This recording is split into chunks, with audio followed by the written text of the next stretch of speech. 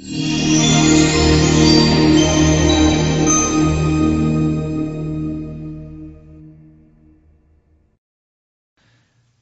death of Lisa McPherson was a watershed moment in the history of the Church of Scientology.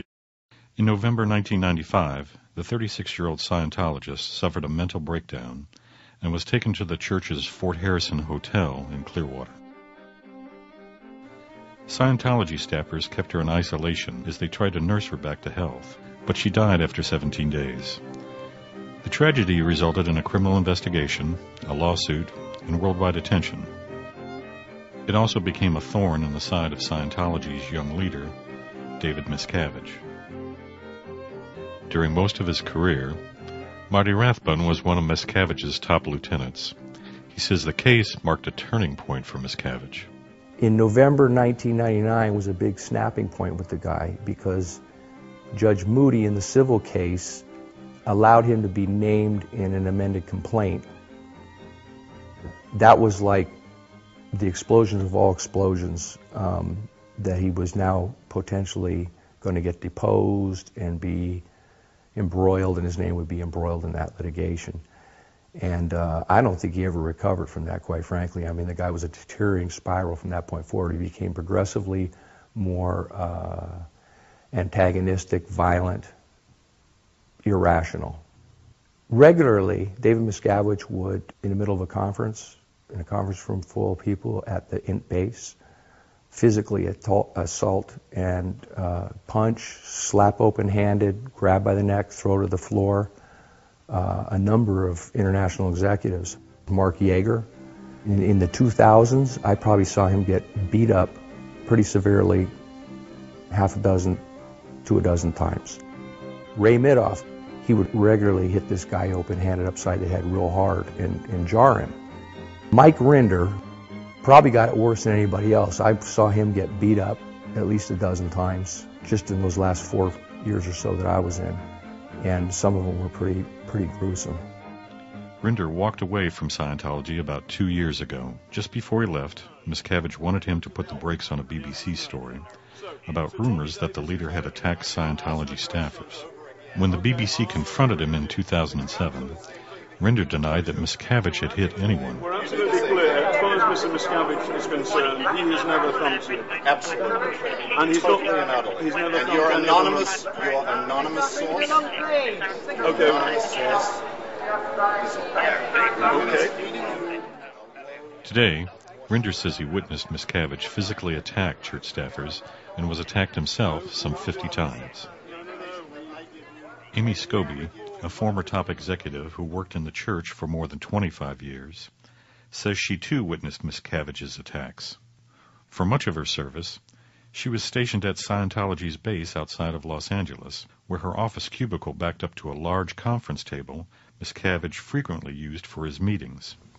David jumps up onto the table and across the table at Jeff Hawkins, who was a marketing manager at the time, and knocked him over, grabbed him around the neck, and was strangling him and pulling out his clothes. He had buttons popping. It was just all happening right at my feet.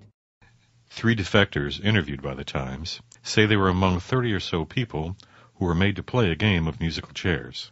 According to Rathbun, it started when the leader decided staffers were undermining him and in low ethical conditions. Miscavige wanted them transferred or offloaded from the base. He says, I've decided how we're going to get the offloads done.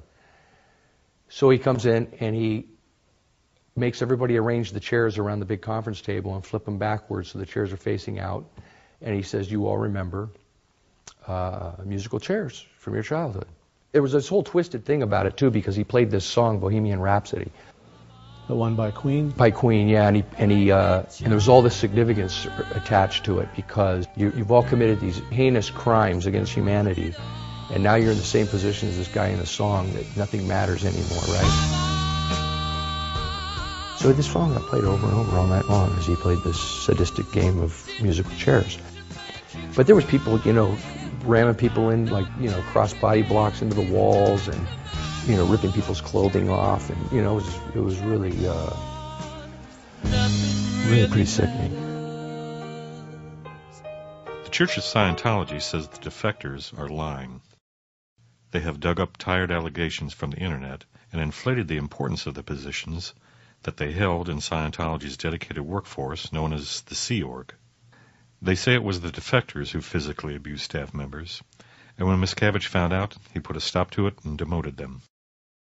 Many of those interviewed for this story say they still believe in the principles of Scientology, but cannot maintain membership in the church under the rules of Scientology. I couldn't get beyond the fact that I observed what I observed, and I will not change that. And there is no amount of confessionals that are going to change what I saw. I had been somehow making it right and okay in my mind that certain things were going on, like him hitting these people, but it's not okay. I decided if I don't remove myself from this environment, something really ugly is going to happen. And so I watched it. I restrained myself. And then we all went back up to the SP Hall, except I slipped out to the side into the bushes, went and retrieved my motorcycle, and wheeled it down the hill, got it over by the back gate. As a car went out, and before the gate closed, I gunned it and headed off down the road. And that's the last I saw of the Int Base.